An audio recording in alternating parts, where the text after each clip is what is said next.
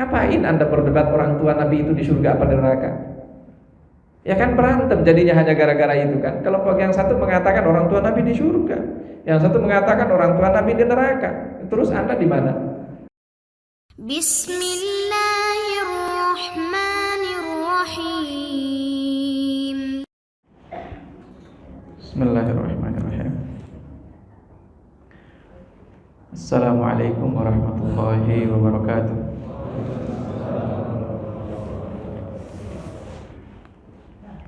Alhamdulillahirabbil alamin. Wa bihi nasta'inu ala umuri dunya waddin. Wassalatu wassalamu ala asyrafil mursalin nabiyina wa maulana Muhammadin wa ala alihi wa ashabihi ajma'in. Asyhadu an la ilaha illallah wahdahu la syarikalah wa asyhadu anna nabiyyana Muhammadan abduhu wa rasuluhu alladzi la nabiyya ba'dah. Fa innahu qad addal amanah wa ballagha ar-risalah wa nasaha al-ummah wa jahada fi sabilihi haqqa jihadihi hatta tarakana 'alal mahajjatil bayda lailuha kanahariha la yazighu anha illa halik. Allahumma 'allimna bima yanfa'una wanfa'na bima 'allamtana wa zidna ilma. Allahumma inna nas'aluka ilman nafi'a wa rizqan thayyiba wa 'amalan sholihan mutaqabbala. Allahumma amin. Sehat semuanya? Enggak ada yang kelebihan makan daging kan? Iya, khawatir jangan sampai ada yang kena kolesterol ya. Iya. Alhamdulillah, mudah-mudahan masih bisa nyatek juga. Saya doakan semoga semuanya sehat selalu. Ya, tidak terpengaruh meskipun makan sate banyak, mudah-mudahan tetap sehat. Yang paling penting lagi mudah-mudahan kita senantiasa diistiqomahkan oleh Allah Subhanahu wa taala dalam ketaatan. Amin ya rabbal alamin. Insyaallah pagi ini kita akan lanjutkan kembali kajian kita dari surah Al-Bayyinah insyaallah. Kita sudah jelaskan makna daripada kata Al-Bayyinah, bukti yang nyata atau keterangan yang jelas. Lalu para ulama kemudian berbeda pendapat terkait dengan makna dari ayat yang pertama, lam yakunil ladzina kafaru min ahlil kitab wal musyrikina munfakkina hatta ta'tiyahumul bayyinah itu. Kita sudah jelaskan bahwa yang pertama ada mengatakan innahum lam yakunu mufariqina likufrihim wala muntahina anhu. Jadi mereka tidak akan meninggalkan kekufurannya, tidak akan berhenti dari kekafiran mereka sampai datang al-bayyinah itu. Itu makna pertama. Yang kedua, lam yakunu yablughuna nihayata a'marihim fayamutu hatta ta'tiyahumul bayyinah, bahwa mereka tidak akan pernah meninggal dunia sampai datang kepada mereka al-bayyinah, bukti yang nyata. Selanjutnya makna yang ketiga, lam yakunu atau lam yakun ahlul kitab tarikina sifata Muhammadin hatta bu'itsa falamma bu'itsa hasaduhu wajahaduhu. Jadi bahwa orang-orang musyrik dan ahli kitab itu tidak akan meninggalkan sifat-sifat Nabi sallallahu alaihi wasallam. Ya, makasih Pak. Tidak akan meninggalkan perhatian mereka terhadap sifat-sifat yang digambarkan oleh Allah dari Taurat maupun Injil terkait dengan Nabi sallallahu alaihi wasallam sampai beliau diutus. Dan ketika beliau diutus, kemudian sifat yang selama ini mereka yakini akhirnya diingkari sendiri. Itu makna yang ketiga. Karena memang seperti itu kenyataannya ya. Sebelum Nabi Muhammad datang dihafalin tuh sifat-sifatnya. Tanda-tanda akan diutus itu dihafalin semua sama mereka, dinanti-nantikan. Tapi begitu Nabi sallallahu alaihi wasallam diutus, ternyata tidak berasal dari Bani Israel. Atau bagi orang-orang musyrik ketika Nabi diutus ternyata apa yang dilakukan oleh beliau adalah mengingkari agama nenek moyang mereka. Pada saat itu mereka kemudian mengingkari sifat Nabi Muhammad sallallahu alaihi wasallam yang selama ini mereka pegang teguh. Itu makna yang ketiga. Makna yang keempat, lam yakunu mu'adzabina wala halikina illa ba'da qiyamil hujjati alaihim. Jadi orang-orang kafir itu baik dari kalangan musyrik atau ahli kitab itu enggak akan diazab oleh Allah. Sampai kapan mereka diazab oleh Allah? Sampai tegak dalil, hujjah, keterangan yang nyata kepada mereka, kemudian mereka tidak ikuti. Nah, kalau ini berlaku juga bagi kita. Jadi tidak akan ada orang diazab sebelum keterangan atau kejelasan itu atau penjelasan dari Al-Quran itu sudah sampai kepada kita. Kalau belum sampai ya nggak akan diazab.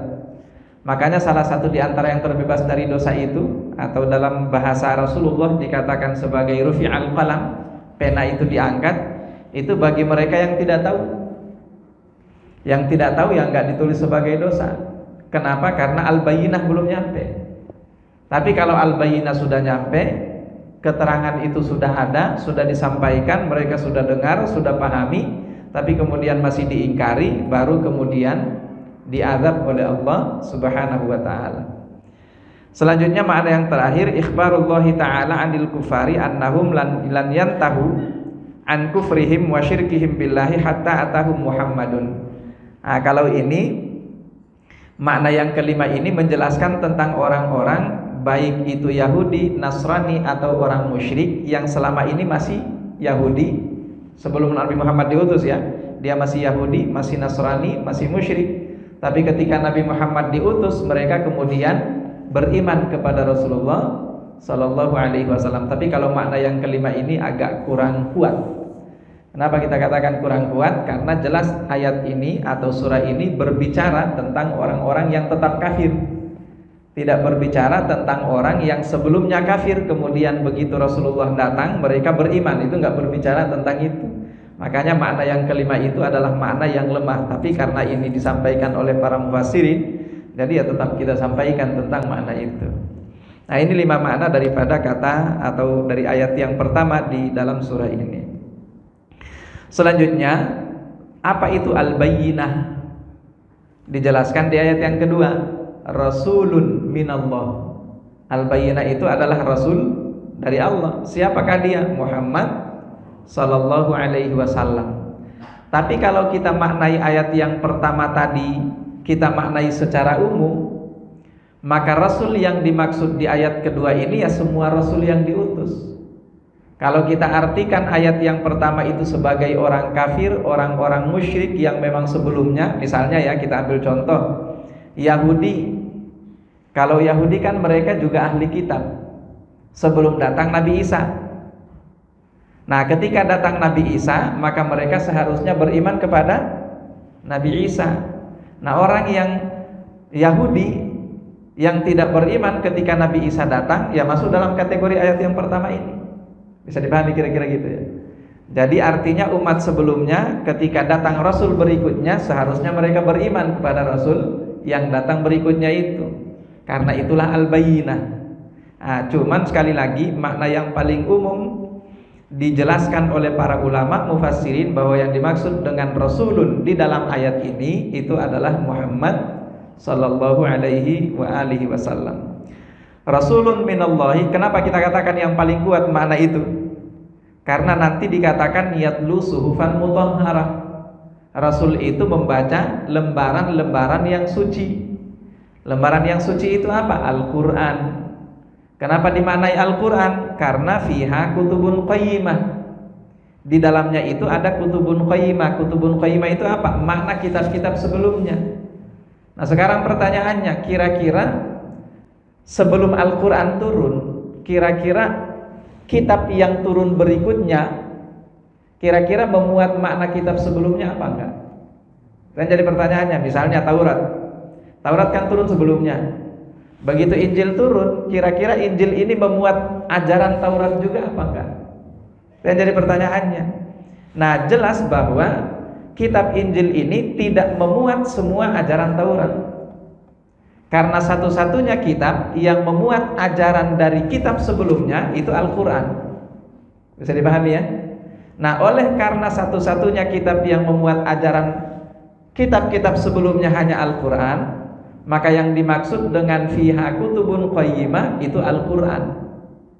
Nah, kalau yang dimaksud dengan fiha kutubun qayyimah itu Al-Quran, berarti Rasul yang membacanya siapa?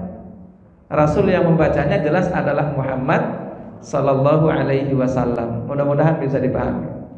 Hari kita kembali Rasulun minallah. Jadi al-bayyinah itu Rasul dari Allah. Meskipun di sini kalau dalam kitab Fathul Qadir Asy-Syaukani, beliau menjelaskan 3 makna daripada al-bayyinah itu. Pertama, Rasulun minallah, yaitu Rasul dari Allah, sudah kita jelaskan tadi. Yang kedua ada mengatakan al-bayyinah itu hiyal Quran, dia adalah Al-Quran itu sendiri, itu al-bayyinah. Kenapa Al-Quran itu diartikan al-bayyinah atau al-bayyinah di sini diartikan Al-Quran? Itu berdasarkan firman Allah Subhanahu wa taala dalam surah Thaha ayat 133. Dalam surah Thaha ayat 133 Allah berfirman di sana, awalam ta'tihim bayyinatu ma fis suhufil ula. Awalam ta'tihim, bukankah sudah datang kepada mereka bayyinatun, ya, bayyinah, ya, sama dengan kata dalam ayat ini kan, dalam surah Al-Bayyinah ini. Bukankah sudah datang kepada mereka bayyinatu ma fis suhufil ula, penjelasan, keterangan yang jelas, ma fis suhufil ula, dari suhuf-suhuf yang sebelumnya, artinya dari kitab-kitab yang sebelumnya. Dan itu yang dimaksud adalah Al-Quran, karena Al-Quran ini datang kepada mereka untuk menjelaskan tentang makna kitab-kitab yang diturunkan oleh Allah sebelumnya. Nah, jadi pendapat yang kedua yang mengatakan bahwa al-bayyinah itu adalah yang dimaksud Al-Quran, dalilnya adalah surah Thaha ayat 133 ini. Kemudian selanjutnya makna yang ketiga, al-bayyinah itu al-malaikah, para malaikat. Kenapa dikatakan para malaikat? Karena malaikat yang membacakan ayat-ayat Al-Quran itu kepada Nabi Muhammad sallallahu alaihi wasallam. Ini sebetulnya pendapat paling bijak kalau kita mengambil semua makna itu. Dan kalau kita mengambil semua makna itu, maka dia akan mengerucut kemana? Akan mengerucut kepada Nabi Muhammad sallallahu alaihi wasallam, pasti mengerucut ke sana. Kenapa? Nabi Muhammad itu al-bayyinah, yang dia baca adalah Al-Quran juga al-bayyinah. Yang membawa Al-Quran itu adalah malaikat Jibril juga al-bayyinah. Jadi sama semuanya ya. Kalau kita kerucutkan, maka makna paling umum atau paling benar adalah bahwa yang dimaksud dengan al-bayyinah itu adalah Rasulun Muhammad sallallahu alaihi wa alihi wasallam. Rasulullah minallahi yatlu suhufan mutahharah. Apa yang dilakukan oleh Rasulullah? Yatlu suhufan mutahharah, membacakan suhuf, lembaran-lembaran mutahharah yang suci. Nah, sekarang pertanyaannya, Al-Quran itu yang diturunkan kitabnya apa ayatnya? Yang diturunkan ayatnya, isinya, kontennya, apa yang diturunkan kitabnya langsung dari Allah gitu? Yang diturunkan adalah ayatnya. Tapi dalam ayat ini kata Allah yatlu suhufan mutahharah, membacakan suhuf. Suhuf itu artinya apa? Suhuf itu bentuk jamak. Dari kata apa? Dari kata sohifah. Dari kata sohifah, jamaknya suhuf. Apa itu sohifah? Lembaran. Suhuf itu lembaran-lembaran. Mutahharah itu yang suci, itu mutahharah. Nah, kalau kita lihat sepintas ayat ini, berarti Rasulullah yang dibacakan oleh beliau berarti lembaran-lembaran ini loh. Berarti yang diturunkan adalah mushafnya. Makanya mushaf itu, Al-Quran itu yang wujudnya kayak gini, itu disebut mushaf. Nah, mushaf itu ya wujudnya kayak gini. Jadi kalau tidak berwujud seperti ini itu bukan mushaf namanya. Karena yang namanya mushaf itu yang berbentuk lembaran-lembaran seperti itu, mushaf. Makanya ketika ada firman Allah yang mengatakan la yamassuhu illal mutahharun, itu mushafnya. Tidak boleh disentuh kecuali oleh orang yang suci. Itu mushafnya. Kalau cuman kontennya enggak. Kenapa? Ya kontennya enggak bisa disentuh. Bisa dipahami kira-kira. Makanya ketika Anda baca Al-Quran misalnya melalui Android misalnya, atau handphone, pertanyaannya saat Anda membaca Al-Quran melalui handphone, itu Anda memegang atau menyentuh mushafnya apa enggak? Kan tidak. Tidak disentuh mushafnya. Oleh karena tidak disentuh mushafnya, ya boleh Anda baca. Termasuk diantaranya terjemahan. Terjemahan itu sudah bukan mushaf lagi namanya, karena sudah terjemahan, apalagi tafsirannya. sudah bukan mushaf lagi, jadi boleh disentuh oleh yang ghairu mutahharah. Ya, dalam keadaan tidak berwudu atau dalam keadaan misalnya haid bagi perempuan, dalam keadaan nifas, kemudian laki-laki dalam keadaan junub, itu boleh. Yang tidak boleh itu adalah menyentuh mushafnya. Nah, kita kembali. Jadi ini seolah-olah Allah mengatakan Rasulullah itu membaca lembaran-lembaran yang mutahharah, yang suci. Padahal yang diturunkan oleh Allah adalah ayatnya, kontennya. Nah, maka oleh sebab itu para mufassirin menjelaskan bahwa yang dimaksud dengan suhufan mutahharah itu adalah yang ada di Lauhil Mahfuz. Karena di Lauhil Mahfuz sana, wallahu a'lam bishawab, itu bentuknya adalah mushaf. Tapi kan nggak ada yang pernah ngelihat itu. Termasuk di antaranya malaikat kan nggak pernah melihat itu. Malaikat pun juga itu mereka menurunkan secara konten. Cuman kontennya aja yang diturunkan oleh mereka. Suhufnya itu wallahu a'lam, nggak ada yang tahu. Tapi yang jelas bahwa kitab yang di Lauhil Mahfuz itu juga disebut sebagai kitab di sana. Karena disebut sebagai kitab, maka para ulama mengatakan ya wujudnya seperti kitab. Maka yang itulah yang dibacakan isinya oleh Nabi Muhammad sallallahu alaihi wasallam. Makanya dia disebut sebagai suhufun mutahharah. Dia adalah lembaran-lembaran yang mutahharah. Ini yang pertama yang harus kita pahami dari ayat ini. Yatlu suhufan mutahharah. Lalu yang kedua yang mesti kita pahami bahwa ketika kita lihat misalnya dalam surah apa itu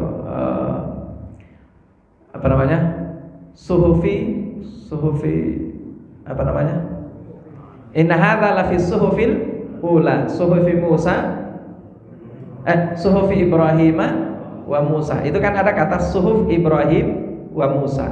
Ketika ada kata suhuf Ibrahim wa Musa, itu artinya kitab.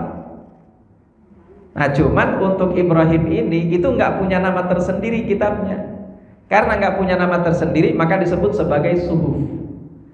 Nah, kan rasul-rasul yang dahulu itu kan banyak. Sementara disepakati oleh para ulama bahwa yang namanya rasul itu ada kitab yang diturunkan kepada dia. Kenapa ada kitab yang diturunkan kepada dia? Karena dia akan menyampaikan tentang kitab itu kepada umatnya. Yang punya umat itu kan rasul. Oleh karena yang punya umat itu rasul, dia akan membacakan kitab kepada mereka. Tapi yang punya nama tersendiri dari kitab itu ya cuman Injil, Taurat, Zabur, kemudian Injil dan Al-Quran. Yang lain-lain itu kemudian disebut apa? Suhuf. Kenapa? Karena itu nama umumnya. Al-Quran ini sendiri termasuk diantaranya, disebut juga sebagai suhuf. Maka oleh sebab itu sekali lagi karena dia nama umum, suhuf itu nama umum, maka kitab dari rasul-rasul sebelumnya yang diutus oleh Allah dan mereka punya umat, dengan tidak menyebutkan nama khusus dari kitab itu, maka semua rata-rata disebut sebagai suhuf. Mudah-mudahan bisa dipahami ya. Itu yang kedua ya. Kemudian yang ketiga dari ayat ini yang harus kita pahami bahwa Rasulullah Shallallahu Alaihi Wasallam di antara tugas beliau itu adalah membacakan. Makanya setiap ayat yang turun itu harus dibaca terlebih dahulu oleh Rasulullah Shallallahu Alaihi Wasallam. Kan dalam ayat itu mengatakan yatlu suhufan mutahharah. Yatlu itu dari kata talayatlu. Talayatlu itu artinya membaca, sama dengan kata qara'a yaqra'u. Maka Rasulullah ketika setiap kali turun ayat, yang paling pertama harus beliau lakukan adalah membacakan ayat itu kepada sahabat-sahabat beliau. Setelah membacakan ayat itu kepada sahabat beliau, baru kemudian beliau menjelaskan terkait dengan makna atau isi kandungannya. Nah, kira-kira seperti itu. Atau kalau ada misalnya permasalahan, nanti kemudian ayat itu dijadikan sebagai rujukan oleh Rasulullah Sallallahu Alaihi Wasallam dalam menjawab pertanyaan itu. Seperti misalnya nanti ada pertanyaan dari Aisyah. Ketika Aisyah bertanya, siapakah wahai Rasulullah makhluk yang paling suci, paling mulia itu siapa?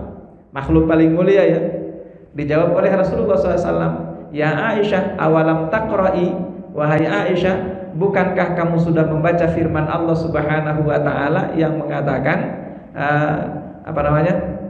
ulaika hum khairul bariyah. Mereka itulah khairul bariyah, sebaik-baiknya makhluk ciptaan Allah Subhanahu wa taala. Jadi ini yang saya katakan tadi, bahwa Rasulullah terlebih dahulu membacakan, setelah membacakan baru kemudian menjelaskan maknanya. Ini tiga hal yang mesti kita pahami dari ayat itu. Selanjutnya fiha kutubun qayyimah. Di dalam suhuf itu, dan yang dimaksud adalah Al-Quran itu, ada kutubun qayyimah. Kutubun qayyimah itu apa? Kitab-kitab yang tegak. Nah, kita kan sudah sampaikan makna daripada mohon maaf belum kita sampaikan ya. Dari kata qayyimah itu. Qayyimah itu dari kata qama yaqumu. Qayyim, qama yaqumu itu secara bahasa artinya adalah tegak. Ya. Kemudian jadi dinul qayyimah. Nanti kan ada kata dinul qayyimah. Nah, kemudian di sini kutubun qayyimah itu adalah agama yang tegak lurus. Agama yang tegak lurus. Jadi tidak ada bengkoknya dan dia harus tegak. Kalau cuma sekedar lurus boleh jadi nggak tegak. Ya, bisa dipahami kira-kira. Jadi kenapa menggunakan kata qayyimah? Karena dia selain lurus juga harus tegak. Nah, maka agama ini tidak hanya sebatas dia harus lurus saja. Agama ini tidak hanya sebatas dia harus lurus saja. Kenapa? Sehingga kemudian harus ada dai, harus ada muballigh, harus kita semua ini harus menjadi bagian daripada dai yang menyampaikan tentang Islam. Kan tujuannya adalah li'i'la'i kalimatillah kan, agar kalimat Allah ini menjadi tinggi, menjadi tegak. Jadi kalau cuma sekedar lurus nggak tegak itu nggak cukup. Nah, mungkin kalau orang berpendapat kalau saya sudah lurus selesai, tidak, itu harus ditegakkan. Agama ini harus ditegakkan. Dia harus menjadi a'la min kulli syai', yang paling tinggi dari segala sesuatu. Jadi artinya memang agama ini harus tegak.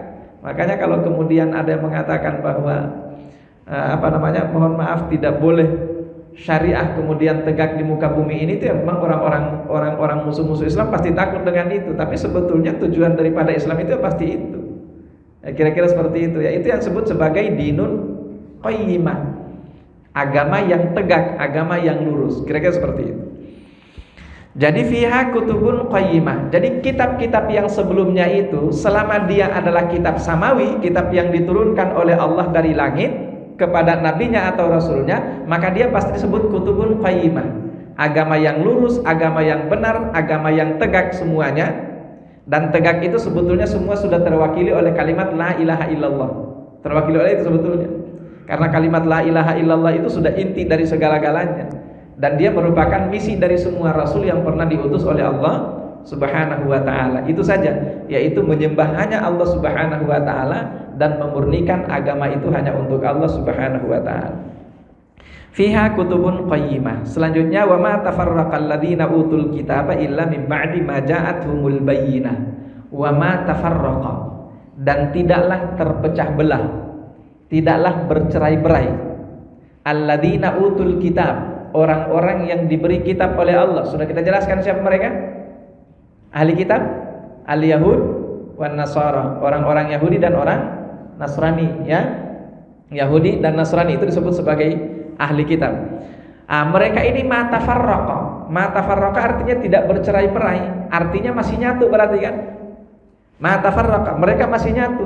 Wa ma tafarraqal ladzina utul kitaba illa, kecuali mim ba'di, setelah maja'athumul bayyinah, setelah datang kepada mereka al-bayyinah.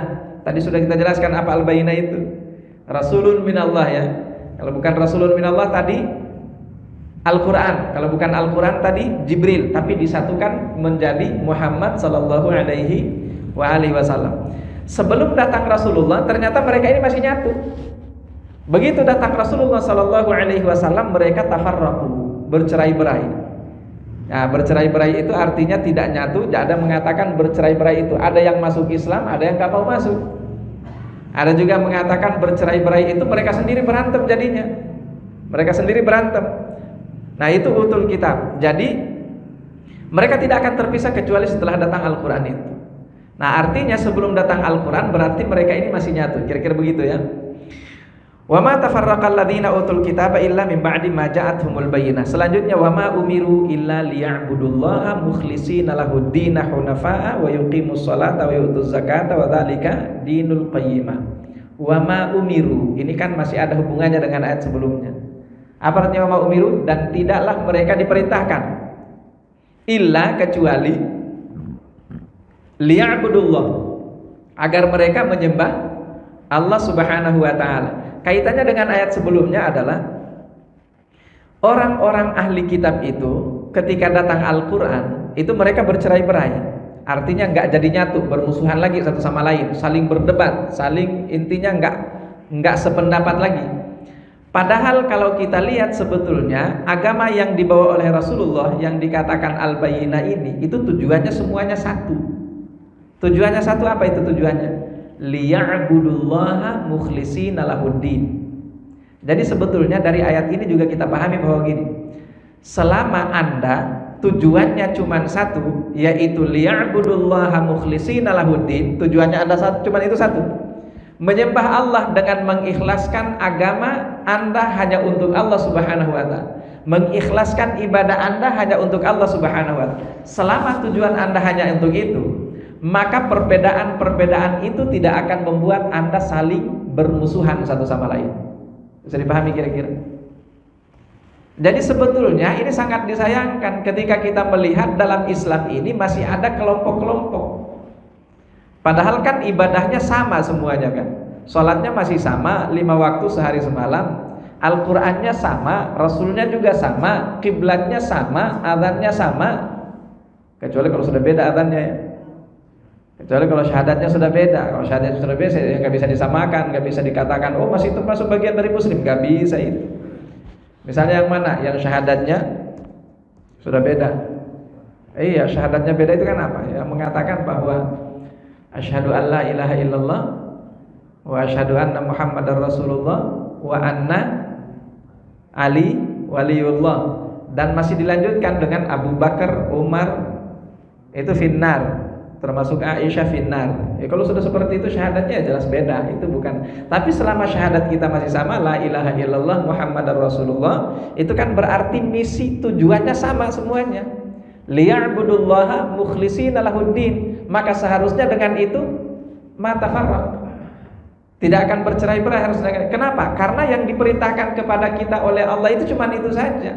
Jadi kalau cuma berbeda misalnya dari cara takbirnya, cuman berbeda dari cara takbirnya misalnya ya, berbeda dari cara apanya lagi misalnya, sujudnya misalnya duluan lutut apa duluan tangan misalnya, cuman berbeda misalnya posisi tangannya setelah itu di mana, di pusar atau di atas pusar atau di atas dada, cuman berbeda itu doang. Padahal kan tujuannya sama semuanya kan, ya'budullah. Kalau tujuannya sama, kita sadar tentang ini, ngapain juga kemudian kita terkotak-kotak? Harusnya seperti itu. Nah ini diperhatikan firman Allah ini ya. Wa ma tafarraqal ladzina utul kitaba illa min ba'di ma ja'atuhumul bayyinah. Tidak mereka terpisah-pisah. Tapi sekali lagi jangan kita pahami bahwa ayat ini cuma berlaku pada ahli kitab saja. Kenapa? Karena dilanjutkan oleh Allah, wa ma umiru illa liya'budullah. Kenapa? Ngapain mereka terpisah-pisah? Kalau yang diperintahkan kepada mereka cuma liya'budullah mukhlishina lahuddin, kan sama itu semuanya. Untuk menyembah Allah dengan ikhlas, kira-kira itu. Wa yuqimus shalah, mendirikan salat, wa yutuz zakat, dan menunaikan zakat. Kan syariahnya jadi sama. Syariahnya jadi sama seharusnya. Kalau sudah sama seperti itu ya ngapain lagi kemudian kita berbeda-beda. Jadi sekali lagi makanya sampai sekarang saya termasuk di antara, mohon maaf, saya paling tidak suka kalau ada orang yang pembahasannya selalu mengarah pada hal-hal yang sebetulnya nggak penting, tapi justru itu saling memecah belah antara satu kelompok dengan kelompok yang lain. Ini nggak ada manfaatnya diperdebatkan satu sama lain. Ini ngapain juga? Saya sering ngambil contoh ya, Ngapain Anda berdebat orang tua Nabi itu di surga apa di neraka? Ya kan berantem jadinya hanya gara-gara itu kan. Kelompok yang satu mengatakan orang tua Nabi di surga, yang satu mengatakan orang tua Nabi di neraka. Terus Anda di mana? Itu pertanyaannya kan, berdebat. Yang ada kemudian berantem satu sama lain. Ya ngapain juga? Jangan mempersoalkan tentang permasalahan itu. Kenapa? Wa ma umiru illa liya'budullah. Anda itu diperintahkan hanya untuk menyembah Allah dengan ikhlas. Jadi faktor-faktor yang lain itu seharusnya hanya mengarah ke situ. Anda belajar untuk apa? Biar saya bisa lebih ikhlas ibadahnya, biar saya bisa lebih rajin ibadahnya, biar ibadah saya terhindar dari faktor-faktor atau unsur-unsur kemusyrikan. Kan itu saja kan. Itu jadi persoalan yang lain itu semua hanya mengarah pada satu, semua agar kita bisa beribadah kepada Allah Subhanahu wa ta'ala dengan ikhlas. Ya itu aja, hanya itu saja sebetulnya. Makanya kalau kita lihat banyak sabda Rasulullah yang menjelaskan bahwa ternyata masuk surga itu sebetulnya gampang aja. Cuman kita ini sendiri yang bikin ribet. Iya, sebetulnya gampang kan, pengen masuk surga itu gampang. Makanya Rasulullah sampai menjamin kullu ummati yadkhulul jannah. Setiap umatku itu pasti masuk surga illa man aba, kecuali yang tidak mau. Siapa yang tidak mau? Ya, tadi itu yang diurusin, yang tidak penting yang diurusin kan. Makanya dalam sabdanya yang lain Rasulullah juga mengatakan min husni islamil mar'i tarku ma la ya'nihi. Tanda bahwa Islam seseorang itu sudah baik ketika dia meninggalkan hal-hal yang tidak penting bagi dia. Jadi kalau Anda masih disibukkan dengan hal-hal yang tidak penting, itu artinya Anda belum sadar tentang ini. Jadi jangan heran kalau tafarraqa terus. Nah, kira-kira begitu. Nah, kita kembali. Wa ma umiru illa liya'budullaha mukhlishina lahuddin. Yang berikutnya yang kita pahami dari ayat ini bahwa ini juga menjelaskan tentang wajibnya niat dalam setiap ibadah. Meskipun niat itu tidak termasuk bagian dari rukun setiap ibadah, niat nggak termasuk rukun dari setiap ibadah ya. Tapi dia niat itu wajib, maka dia termasuk dari kewajiban dalam setiap ibadah. Maka ibadah Anda itu harus disertai dengan niat. Anda kalau tidak menyertai ibadah Anda dengan niat, ya bukan berarti sia-sia kebaikan Anda, tapi boleh jadi apa yang Anda dapatkan kemudian berbeda. Seharusnya Anda bisa mendapatkan dua faktor misalnya. Faktor duniawi Anda dapat dari ibadah atau kebaikan yang Anda lakukan, faktor ukhrawi juga dapat. Tapi kalau nggak ada niatnya, boleh jadi cuma faktor duniawi doang. Kan begitu. Misalnya ketika Anda sedekah, sedekahnya untuk apa? Biar makin kaya. Misalnya kan, Anda tidak niatkan sedekah Anda itu untuk dapat pahala. Tapi kalau Anda niatkan lillahi ta'ala, ikhlas mukhlishina lahuddin, lillahi ta'ala, dua-duanya dapat. Dunia Anda dapat yang dijanjikan oleh Allah dan Rasulnya dari dibalik setiap sedekah itu, akhirat juga Anda dapat. Nah, jadi ini yang dimaksud tadi dengan bahwa niat itu wajib dalam setiap ibadah yang kita lakukan agar kita bisa mendapatkan semua apa yang seharusnya menjadi hak kita dibalik setiap ibadah atau kebaikan yang kita lakukan. Itu yang kedua yang kita pahami dari sini. Wa ma umiru illa liya'budullaha mukhlishina lahuddin. Selanjutnya hunafa'a, itu dari kata hanif, hunafa, jadi ad-din. Jadi mengikhlaskan agama untuk Allah Subhanahu wa taala. Dan agama itu apa? Agama itu ibadah. Dari sini kita pahami bahwa agama itu ibadah. Jadi orang yang beragama dia ibadah. Kalau orang mengatakan dia punya agama tapi dia nggak ibadah, itu bukan beragama namanya. Itu yang berikutnya yang kita pahami dari ayat ini. Kan sudah Allah katakan, "Wa ma umiru illa liya'budullah mukhlishina lahuddin." Untuk menyembah Allah dengan mengikhlaskan untuknya, untuk Allah ad-din. Ad-din artinya apa? Agama. Pertanyaannya, yang kita ikhlaskan agama apa ibadah? Yang kita ikhlaskan kan ibadahnya. Iya kan? Nah, itu artinya bahwa beragama itu ya beribadah. Tanpa ibadah nggak beragama namanya. Ibadah itu kan sering disebut juga sebagai amal soleh kan. Makanya setiap ayat yang kita temukan tentang barasan orang-orang beriman itu selalu digandengkan dengan amilus soleh. Alladzina amanu wa amilus solihat, orang beriman dan beramal soleh. Kenapa? Karena agama itu sempurna dengan amal soleh. Kalau hanya sekedar pengakuan, orang kafir juga ngaku. Orang kafir juga ngaku. Ya kan? Wala in sa'altahum man khalaqas samawati wal arda layaqulun Allah. Jika Anda bertanya kepada orang-orang kafir, man khalaqas samawati wal ard, siapa yang menciptakan langit dan bumi? Layaqulun Allah, mereka pasti akan mengatakan yang menciptakan langit dan bumi adalah Allah. Artinya mereka ngaku juga kan. Pertanyaannya, adakah mereka ibadahnya? Nggak punya ibadah. Karena nggak punya ibadah, maka dia tidak termasuk dari amilus solihat. Jadi agama itu amal soleh. Agama itu adalah ibadah. Anda beragama, Anda beribadah. Anda tidak ibadah, artinya Anda tidak beragama. Meskipun statusnya di KTP punya agama. Kira-kira gitu ya. Mukhlishina lahuddin hunafa'a. Selanjutnya wa yuqimus sholata, dan mendirikan salat. Wa yu'tuz zakata, dan membayar atau menunaikan zakat. Nah, kenapa disebutkan khusus? Padahal kan salat dan zakat termasuk bagian dari ya'budullah, bagian dari ibadah. Ya kan, seharusnya gitu kan? Kenapa harus disebutkan khusus? Seharusnya sudah terwakili ini. Illa liya'budullaha mukhlishina lahuddin. Udah selesai itu. Karena yuqimus sholata, mendirikan salat, yu'tuz zakata, menunaikan zakat, itu termasuk bagian daripada ibadah. Tapi kenapa disebutkan khusus oleh Allah? Jawabannya sederhana, karena dua ibadah ini adalah dua ibadah paling penting dalam Islam. Kalau dua ibadah ini ditinggalkan, ibadah yang lain gak punya makna. Kalau dua ibadah ini sudah dikerjakan, maka ibadah yang lain punya makna. Kira-kira gitu ya. Itu satu. Yang kedua, ini untuk menjelaskan kepada kita bahwa ibadah itu harus memenuhi dua unsur. Unsur pertama adalah ibadah yang akan memperbaiki hubungan kita sebagai hamba dengan Tuhan kita Allah Subhanahu wa taala, yaitu secara vertikal ya. Itu ya. Jadi ibadah hubungan antara seorang hamba dengan Tuhannya, dan itu diwakilkan oleh sholat. Yang kedua, juga tidak boleh Anda lupa bahwa ada ibadah yang merupakan penguat atau memperbaiki hubungan, membangun hubungan yang kuat antara seorang hamba dengan hamba yang lain, atau lebih umum lagi dengan makhluk-makhluk yang lain, atau ini disebut sebagai horizontal. Karena zakat itu adalah ibadah yang merupakan simbol hubungan yang baik antara seorang anak manusia dengan manusia yang lain. Mudah-mudahan bisa dipahami. Itu makna yang berikutnya dari ayat ini. Jadi wa yuqimus sholata wa yu'tuz zakata. Anda kalau sudah yuqimus sholat, hubungan Anda secara vertikal sudah baik, wa yu'tuz zakata, hubungan Anda secara horizontal sudah baik, maka dzalika dinul qayyimah. Itulah agama yang qayyimah, yang tegak, yang lurus. Nah, banyak sebetulnya kalau kita paparkan ya, hubungan yang baik dengan Allah itu apa, kan banyak. Banyak kalau seperti itu ya. Hubungan yang baik dengan manusia itu apa? Ya, itulah ibadah-ibadah yang lain. Intinya dua hal ini, yaitu sholat dan zakat, ini mewakili dua ibadah yang tadi itu sifatnya vertikal dan sifatnya horizontal tadi itu. Dzalika dinul qayyimah, itulah agama yang tegak, yang lurus, yang benar.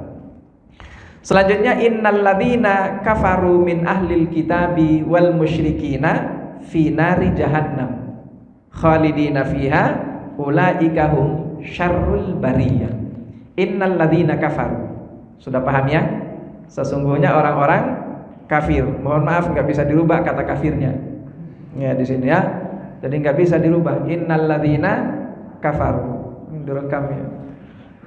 Innal ladzina kafaru, sesungguhnya orang-orang kafir itu min ahlil kitab, baik dia ahli kitab. Nah, kita sudah katakan di pertemuan sebelumnya bahwa kekufuran yang paling ringan, ya kafir pasti sudah kafir, tapi kafir yang paling ringan adalah ahli kitab. Sudah kita sampaikan itu ya. Itu kafir paling ringan. Yang paling berat musyrik paling berat, tapi paling sebetulnya gimana ya cara membahasakannya? Ya, paling berat itu memang, paling besar itu memang musyrik. Tapi paling peluang untuk mendapatkan taubat itu paling susah itu munafik. Itu munafikun. Posisinya di neraka, dia fiddarkil asfal. Ya 11-12 lah udah. Kira-kira. Tapi kan mendingan musyrik, bukan mendingan ya. Enggak ada mendingannya, tapi kan kalau musyrik, yang setidaknya kalau musyrik kan masih ada peluang untuk taubat. Kalau munafik itu dalam sepanjang sejarah itu susah kita temukan ada orang munafik dia taubat. Itu susah itu. Makanya jangan sampai Anda terjerumus ke dalam lubang kemunafikan itu. Nauzubillahi min dzalik.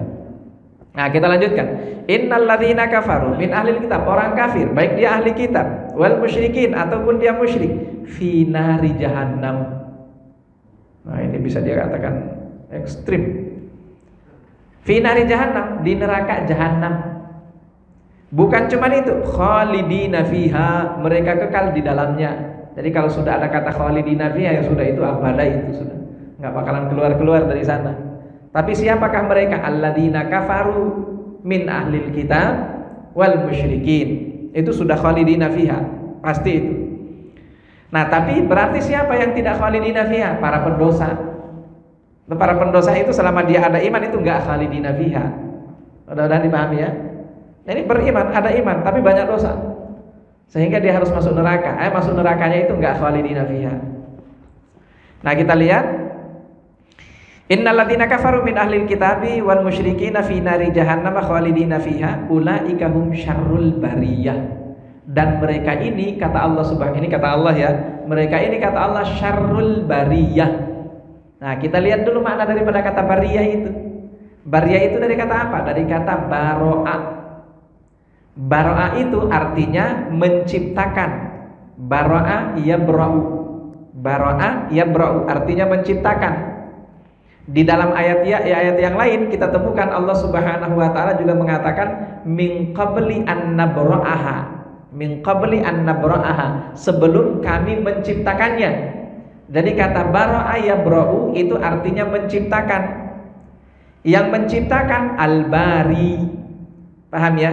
Makanya Allah salah satu di antara namanya adalah Al-Bari. Kalau Anda ingin ngasih nama anak Anda, boleh tuh Abdul Bari. Itu ya, Abdul Bari. Nah, jadi baro'aya baro'u artinya menciptakan, penciptanya disebut Al-Bari, ciptaannya atau makhluknya disebut Al-Bariyah. Mudah-mudahan bisa dipahami. Ini sama dengan kata khalaqa. Khalaqa juga artinya menciptakan. Khalaqa yakhluqu. Penciptanya siapa? Al-Khaliq. Itu penciptanya. Yang diciptakan Al-Makhluk. Jadi Al-Bariyah artinya Al-Makhluk. Kalau Al-Bariyah artinya Al-Makhluk, maka kan semuanya. Mulai dari yang paling gede, paling besar kan, langit, kemudian bumi, kemudian bintang-bintang, itu paling besar. Mereka termasuk semuanya adalah Al-Bariyah. Sekarang pertanyaannya, malaikat masuk Al-Bariyah enggak? Malaikat ya masuk, makhluk juga itu. Meskipun sebagian mufassirin mengatakan tidak termasuk malaikat. Kenapa ada yang mengatakan bahwa yang dimaksud dengan Al-Bariyah atau makhluk Al-Bariyah itu khusus yang berasal dari tanah. Ada yang mengatakan seperti itu di antara para mufassirin.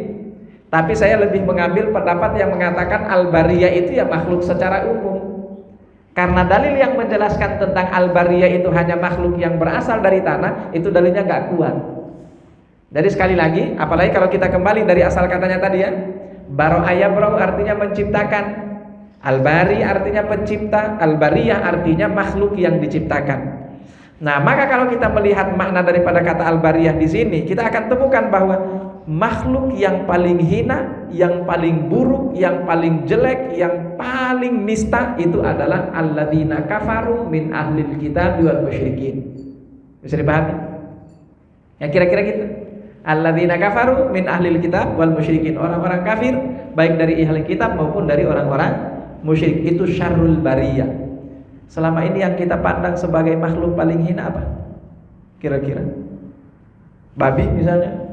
Ini mohon maaf saja. Kalau kita pandang babi itu sebagai makhluk paling hina, mohon maaf, ayat ini mengatakan syarrul bariyah. Mereka lebih buruk lagi daripada itu. Nauzubillahi min dzalik. Ini kita tidak menyebut siapa-siapa ya. Nah, jelas bahwasanya seperti itu. Itu ayat jelas mengatakan begitu. Ulaika hum syarrul bariyah. Ya silakan dilihat saja. Intinya al-bariyah seluruh makhluk. Makhluk apapun itu. Nah, sementara sebaliknya, innalladzina amanu wa amilus solihat. Nah, digandengkan oleh Allah dengan amilus solihat. Jadi bukan cuma sekedar iman toh, tapi wa amilus solihat. Maka Allah katakan, ulaika hum khairul bariyah. Mereka sebaik-baiknya, semulia-mulianya, sesuci-sucinya al-bariyah makhluk. Nah, ini ayat yang digunakan oleh sebagian ulama sebagai dalil bahwa manusia jika mereka benar-benar beriman dan beramal soleh, maka mereka bisa jauh lebih mulia dibandingkan daripada malaikat. Kira-kira gitu ya. Bisa lebih mulia dibandingkan daripada para malaikat. Kalau Anda memang benar-benar menjadi orang yang beriman dengan sebenar-benarnya iman, kemudian tidak hanya sekedar iman, tapi juga menunaikan amal soleh, banyak melakukan amal soleh. Nah, kalau kita lihat misalnya dalam surah At-Tin ya, At-Tin, illal ladzina tsumma laqad khalaqnal insana fi ahsani taqwim. Lalu kemudian tsumma radadnahu asfala safilin. Lalu kemudian kita kembalikan manusia itu ke asfala safilin. Asfala safilin, masih ingat kata asfal? Iya, ad-darkil asfal minan nar. Asfal itu yang paling rendah. Safilin itu yang rendah-rendah, itu safilin. Tapi paling rendahnya yang rendah. Paling rendahnya yang rendah itu asfala safilin. Tapi illal ladzina amanu wa amilus solihat. Nah, ini mereka beda posisinya, fi illiyin. Kalau dalam ayat yang lain mereka fi illiyin. Fi illiyin itu artinya di tempat yang paling tinggi. Maka orang-orang beriman dengan keimanan yang benar, mukhlishina lahuddin, kemudian menunaikan ibadah benar-benar lillahi ta'ala, kita bisa jauh menjadi lebih mulia dibandingkan daripada para malaikat. Kira-kira gitu ya. Nah, makanya di hari kiamat kelak nanti kalau memang kita seperti itu, insya Allah akan dimuliakan oleh malaikat itu sendiri. Apalagi kalau kita kembali di hari kiamat kelak nanti, yang paling mulia di antara sekian banyak umat kan kita umat Muhammad Sallallahu Alaihi Wasallam, dan salah satu di antara alasannya adalah karena Al-Quran. Salah satu di antara alasannya adalah karena Al-Quran. Jadi mari kita perhatikan Al-Quran ini, mari kita benar-benar mengamalkan Al-Quran ini sesuai dengan kemampuan kita. Yang namanya kekurangan-kekurangan itu pasti ada, tapi yang jelas bahwa kita sudah berusaha semaksimal kemampuan kita. Mudah-mudahan dengan itu kita menjadi fi'iliyin, ditempatkan oleh Allah di tempat yang paling tinggi, atau kalau enggak khairul bariyah, kita menjadi makhluk yang paling mulia di antara sekian makhluk yang pernah Allah Subhanahu wa taala ciptakan di alam ini. Mudah-mudahan kita yang hadir di sini termasuk bagian dari itu. Dan apa yang kita lakukan di pagi hari ini, termasuk setiap apa yang kita ikuti dari pengajian, mudah-mudahan itu senantiasa menjadi penyebab kita akan diangkat derajatnya oleh Allah menjadi khairul bariyah. Amin ya rabbal alamin. Sudah syuruk, kita cukupkan sampai di sini. Mohon maaf saya tidak terbiasa lebih dari syuruk. Ya, cukup sampai di sini ya. Insyaallah sisanya kita akan lanjutkan kembali ya. Akan lanjutkan kembali pada pertemuan yang berikutnya. Oh, bukan depan berarti ya. Iya, pada maghrib ya. Baik, ada pertanyaan sebelum kita cukupkan? Ya, silakan. Ya.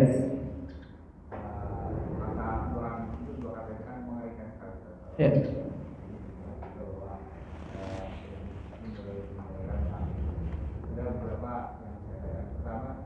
Ciri-ciri orang munafik kan salah satunya bisa berkata sekali. Sedangkan kita manusia ini kan cenderung banyak dusta. Berarti artinya semua manusia mengarah ke munafik. Dan yang kedua, pernah juga saya ingat bahwa ada seorang yang sholat maghrib di masjid, kemudian sholat isyanya kali masjid. Itu benar ada sholat. Disebut juga munafik gitu masyarakat. Itu masuk ke neraka gitu.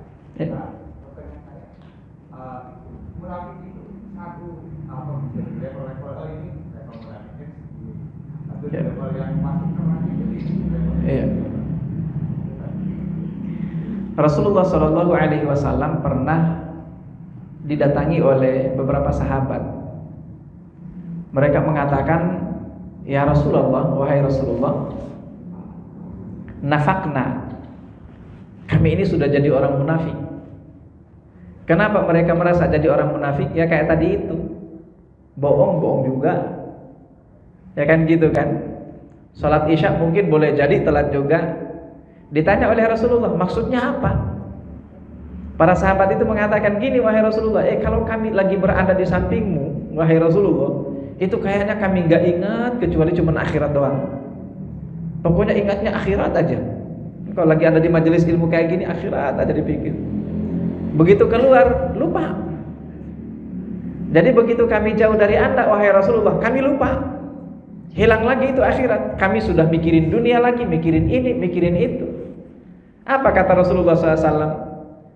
Seandainya kalian menjadi manusia yang tidak melakukan kecuali cuma amal soleh doang, sampai malaikat saking banyaknya amal solehnya nggak ada dosa sama sekali, sampai malaikat turun nyalamin kalian satu persatu, mengucapkan selamat, selamat ya selamat, Anda suci dari dosa. Bukan itu kata Rasulullah makhluk yang atau manusia yang diinginkan oleh Allah. Bukan itu manusia yang diinginkan oleh Allah. Tapi manusia kayak gimana yang diinginkan oleh Allah? Masih ingat enggak terkait dengan kisah dari surah Al-Zalzalah yang kita sampaikan sebelumnya? Abu Bakar nangis, ya Rasulullah, kami telah menyaksikan dampak buruk dari dosa yang kami lakukan. Ketika Rasulullah membacakan ayat yang mengatakan faman ya'mal mithqala dzarratin khairan yar wa man ya'mal mithqala dzarratin syarran yar. Yang dipikir oleh Abu Bakar dosanya. Kalau kita yang kita pikirkan amal solehnya apa? Kan satu paket ayatnya kan. Barang siapa yang melakukan amal kebaikan meskipun seringan bidhi dzarrah, dia pasti akan menemukan balasannya, melihat akibatnya kan. Sebaliknya barang siapa yang melakukan dosa meskipun cuma seringan biji dzarrah, dia juga pasti akan merasakan akibatnya. Abu Bakar yang dia ingat dosanya. Kalau kita beda, oh benar Pak Ustaz, saya saking rajinnya qiyamul lail, alhamdulillah dimudahkan rezekinya oleh Allah. Yang kita ingat pahalanya Pak. Abu Bakar yang diingat dosanya. Ketika Abu Bakar menyampaikan seperti itu, apa kata Rasulullah? Seandainya kata Rasulullah, kalian ini adalah manusia yang tidak pernah melakukan dosa sama sekali, maka Allah pasti akan melenyapkan kalian dan menghadirkan kaum yang baru untuk menggantikan kalian, di mana kaum yang baru itu mereka melakukan dosa, selesai melakukan dosa sadar akan dosanya, mereka kemudian bertaubat, taubat mereka diterima oleh Allah Subhanahu wa taala. Ya, sudah kita sampaikan itu kan. Taubat mereka diterima, tapi jangan juga jadikan alasan, oh asyik dong kalau gitu. Berdosa lagi, taubat lagi, dosa lagi, taubat lagi. Hati-hati, orang yang melakukan dosa itu belum tentu dia ingat untuk taubat. Tapi yang jelas bahwasanya nggak ada manusia yang tidak berbuat dosa, termasuk diantaranya bohong. Kira-kira ada nggak yang nggak pernah bohong? Apalagi sama istri. Tahu aja ya, tahu. Saya juga punya istri Pak. Apalagi sama istri. Nah, sekarang pertanyaannya, jadi munafik semua dong? Nggak bisa. Nah, para sahabat juga pernah menanyakan seperti itu. Wahai Rasulullah, ciri-ciri munafik itu misalnya ada 3 ya. Idza haddatsa kadzaba, wa idza wa'ada akhlafa, wa idza tumina khana.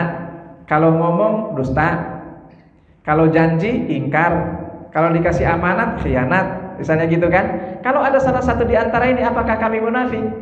Apa kata Rasulullah? Berarti Anda punya syibrun. Punya syibrun itu salah satu di antara ciri kemunafikan, tapi Anda bukan munafik. Jadi Anda punya satu ciri orang munafik bukan berarti Anda munafik.